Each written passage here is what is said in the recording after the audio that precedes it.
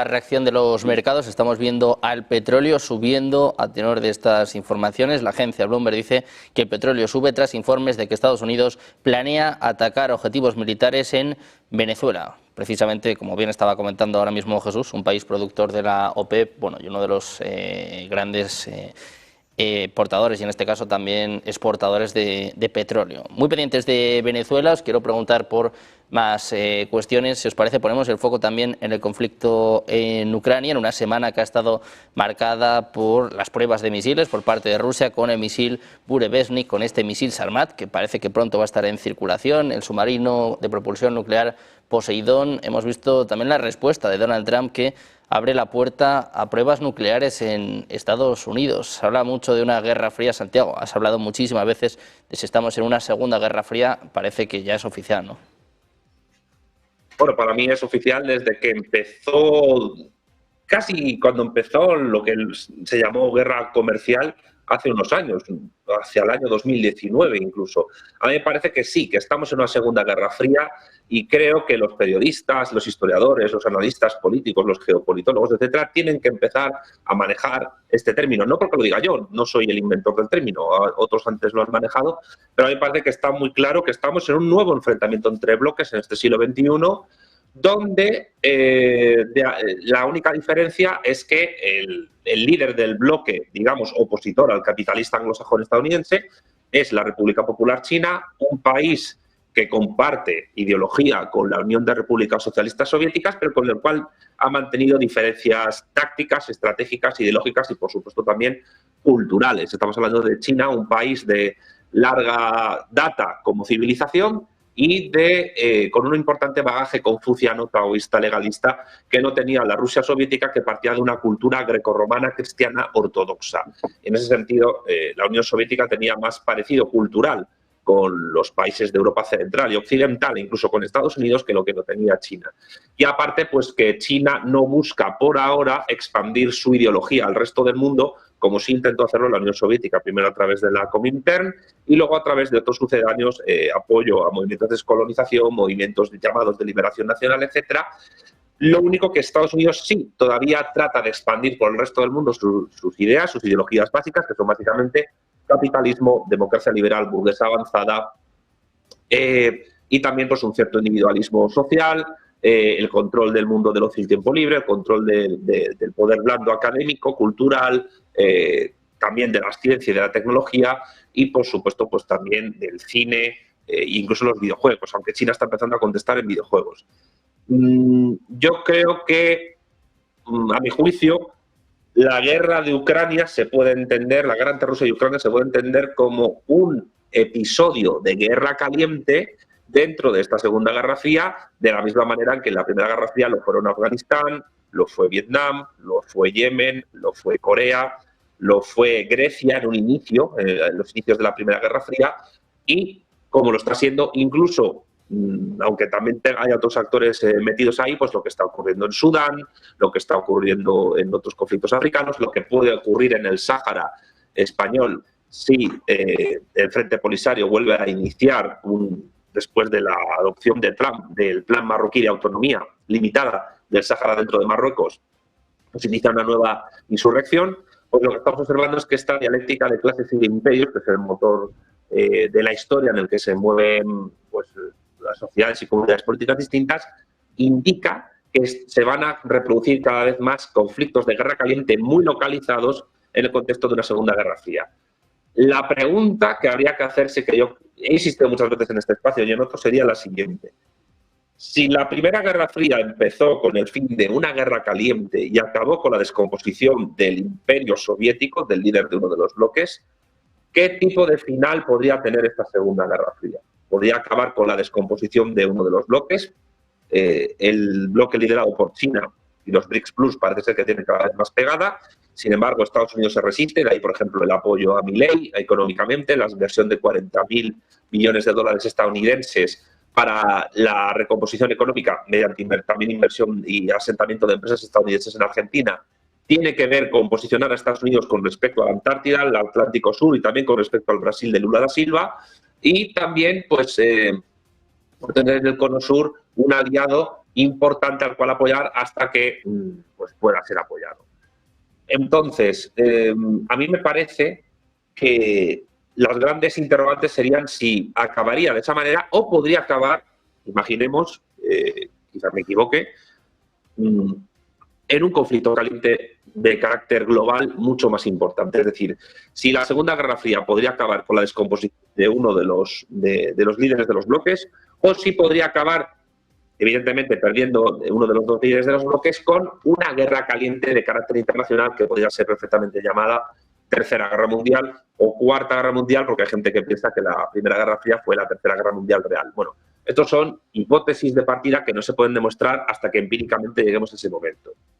Pero lo que sí me parece que es cada vez más cristalino es que ese enfrentamiento de bloques es real. Ese enfrentamiento de bloques es real e incluso se podría decir incluso que China, a partir de cierto nivel de desarrollo y de influencia, por ejemplo, en redes sociales, etcétera, pues también está empezando a dar un poco de batalla ideológica y de difusión cultural a personas que son ciudadanos de naciones del bloque capitalista, del bloque liderado por el mundo anglosajón, por Estados Unidos, pues a conocer China y a defender a China. Por ejemplo, a través de un turismo abierto que llega a China, se ve maravillada por las luces de neón tipo Blade Runner de las ciudades chinas de primera, segunda, tercera e incluso cuarta categoría, y eso también es propaganda. Entonces, hay que estar muy atentos porque esto acaba de empezar. Esto acaba de empezar y yo auguro, al igual que la primera, que esta Segunda Guerra Fría, veremos qué episodios tienen, pero es muy probable que también dure unas cuantas décadas. ¿El resultado que va a tener? De momento, el bloque que parece en peor situación, no por poder, porque tiene más poder, sino porque parece ser que está en una situación de descomposición. Y siempre digo en este espacio televisivo, en negocios de televisión, que Donald Trump tiene menos tiempo del que parece para hacer todas las reformas que necesite. Y además, Estados Unidos requiere que las reformas de Trump se vuelvan en estructurales para que los gobiernos que sigan después, sean republicanos o demócratas, sigan esa tendencia. Pues parece ser que la descomposición sería la del bloque liderado por Estados Unidos. Ahora bien,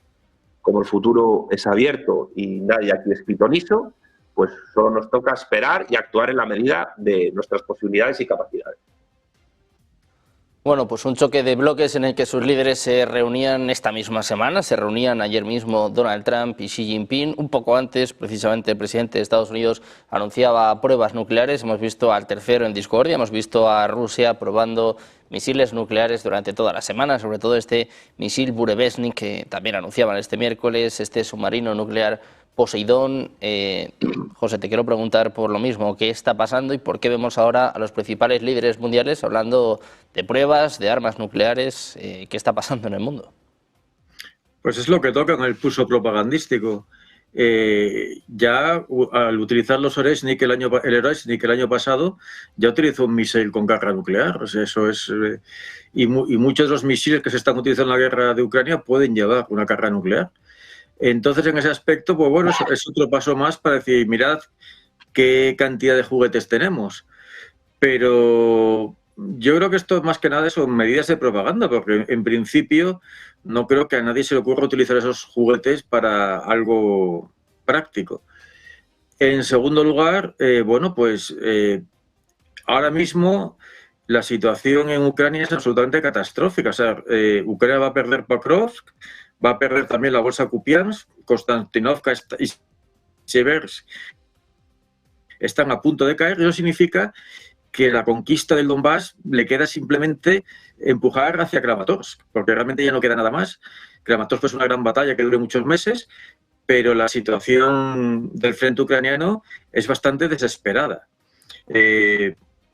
La capacidad de resistencia ucraniana no sabemos hasta qué extremos puede llegar,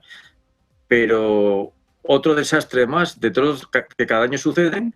pues no pinta bien para Ucrania. Y por lo tanto, me imagino que también todo este despliegue de músculo nuclear posiblemente esté enmascarando algún tipo de negociación subterránea entre Estados Unidos y Rusia. A mí no me extrañaría que dentro de poco nos llegara alguna noticia con alguna sorprendente cambio de rostro del señor Trump. Y tampoco hay que olvidar que, bueno, esta guerra que continúa de manera implacable y de manera, digamos, ya casi, no sé, es como con una marcha histórica irrefrenable, pues va a tener difícil cambio de sentido. Yo creo que Trump está dejando caer a los ucranianos y, bueno, necesitará disfrazar eso con algún tipo de exhibición de poder nuclear o de bombardear a la pobre Venezuela o hacer alguna cosa que distraiga la atención de una situación que se está volviendo muy crítica en Ucrania. Importante, desde luego, lo que está pasando en Ucrania. Ayer contábamos cómo se intensifican los combates en Pokrovsk, cómo Kupiansk está prácticamente rodeado. Es un momento crítico, como bien está explicando José, para las tropas ucranianas. Jesús, quiero preguntarte a ti también por esto, lo que está pasando en Ucrania y sobre todo lo que está pasando en el mundo. Ahora con Estados Unidos, que parece que va a hacer pruebas nucleares por primera vez en 33 años, si no me equivoco. La cuestión también es cuánto tarde ahora en hacerlas. Sí, mira, lo que está pasando en Ucrania primero,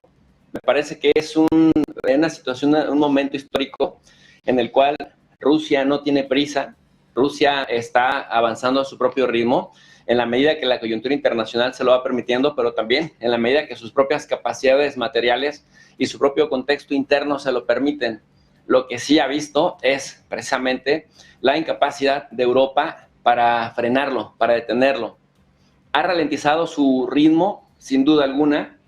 sobre todo con el apoyo en la primera parte, el apoyo de Joe Biden, que echó casi toda la carne al asador, pero que finalmente hemos visto que ha estado sucediendo lo inevitable, el que finalmente Rusia, aunque de forma ralentizada, pero va avanzando y va consiguiendo lo que Vladimir Putin desde un principio había dicho que conseguiría.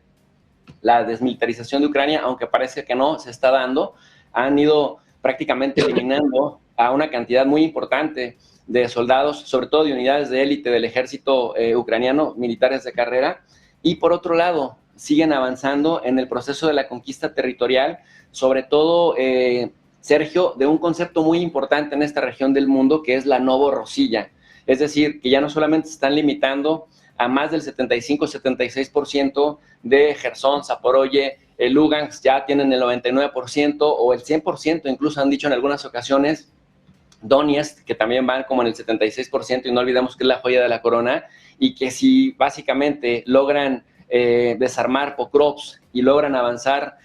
también hacia Kramatorsk y Sloviansk, prácticamente podrían incluso profundizar los ataques en Dnipropetrovsk y en Mykolaiv y también en Odessa, que junto con Kharkov, que por ahí lo decía muy bien el compañero José,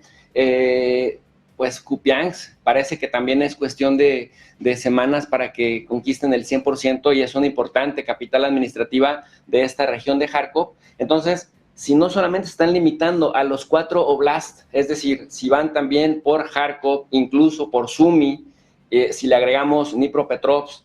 Mykolaiv y Odessa, es justamente el combo de oblast, de regiones, de provincias ucranianas, que históricamente se ha denominado como la Novorossiya, la nueva Rusia, y en ese sentido me parece que la pregunta pertinente a realizar sería cuánta Ucrania le va a quedar a Zelensky por un lado, pero también a Europa por el otro, para negociar en un futuro en 5 o 10 años, porque ya nos hemos aventado aquí 3 años y medio, en febrero se cumplirá el 4º año de esta guerra, que es una guerra, desde mi punto de vista, entre Rusia y la OTAN, que se está disputando en Ucrania,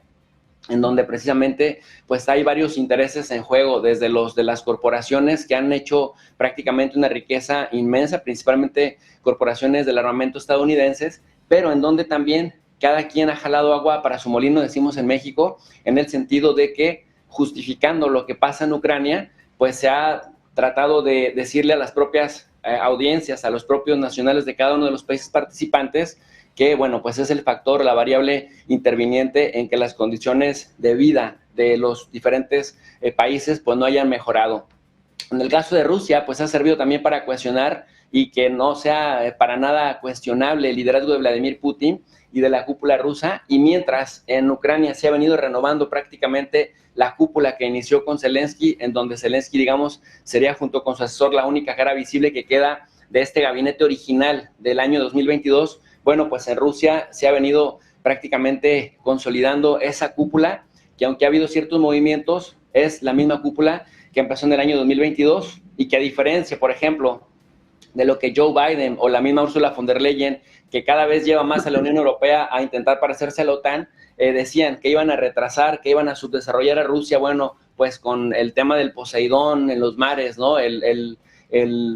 misil subacuático del fin del mundo o misil submarino, el Burevestnik o el Oreshnik en 2024, pues han demostrado que a pesar de las sanciones y de la falta de tecnología occidental en Rusia, los rusos han seguido avanzando con su programa y que siguen siendo punta de lanza en este sentido. Y para cerrar con respecto a la segunda pregunta que me hacías, querido Sergio, de cómo vemos el mundo, yo, a diferencia de lo que dice Santiago, yo veo varias guerras frías y ya no solamente una gran guerra fría, porque me parece que en este orden tripartito, encabezado de un lado por Rusia, que hace momentáneamente una alianza con China, pero que recordemos que las alianzas entre Rusia y China son complejas y no siempre son uniformes y tienen sus altibajos. Por otro lado, Estados Unidos,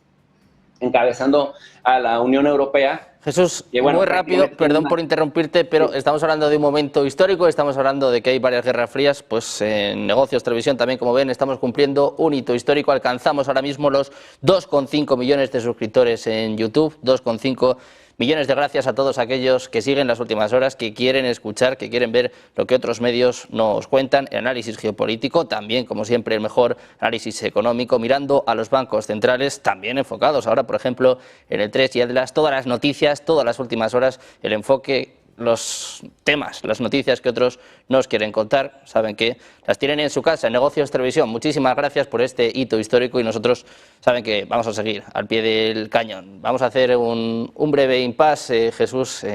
perdona por interrumpirte, pero bueno, pues teníamos que celebrar este nuevo hito que conseguimos en Negocios Televisión. Seguimos escuchándote, ¿no? Decías que hay varias guerras frías abiertas ahora mismo. Sí, claro, varias guerras frías y por mencionar algunas, ¿no? La que tienen Irán e Israel, ¿no? Un Irán que a través de grupos aliados como el Hamas, como el Hezbollah, los mismos hutíes atacaban a Israel y viceversa, ¿no? A través de servicios de inteligencia y de aliados regionales, Israel a Irán, hasta que se da una especie de choque directo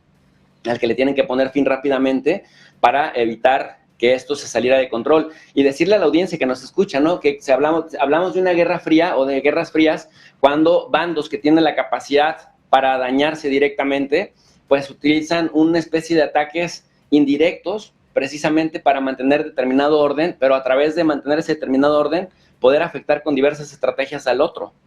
Y hablamos de estas guerras calientes cuando se dan estos conflictos directamente entre bandos que no necesariamente pudieran hacerse un daño estructural y que pudieran cambiar el orden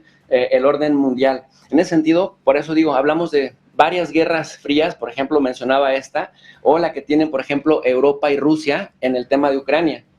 Y digo Europa y Rusia, y ya no tanto Estados Unidos, porque como vemos, Donald Trump le ha tratado de dar un enfoque diferente, Sergio, ha tratado de salirse por la tangente, de decirle a Europa, ustedes quieren seguir en guerra con Rusia, bueno, entonces impóngale un 500% de aranceles a China, porque China sigue comprando petróleo ruso, pero al mismo tiempo Donald Trump negocia en buenos términos con Xi Jinping, negocia en buenos términos con Rusia,